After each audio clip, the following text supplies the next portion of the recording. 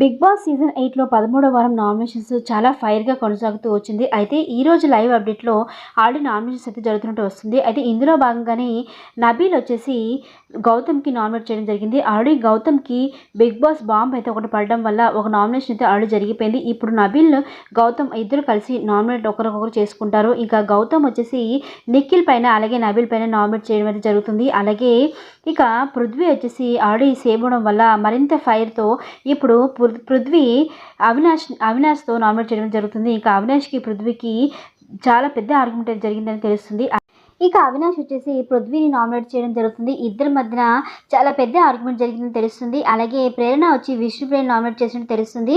అయితే ఈరోజు నామినేషన్ ఎవరెవరు ఉన్నారంటే నామినేషన్లో నబీల్, పృథ్వీ, అవినాష్, విష్ణుప్రియ, నిఖిల్ అలాగే తేజ వీళ్ళందరూ అయితే నామినేషన్ అయితే ఉన్నారు. మరి ఈ వారం ఎవరు ఎలిమినేట్ అవుతారో నాకు తప్పకుండా కామెంట్ సెక్షన్లో కామెంట్ చేయండి.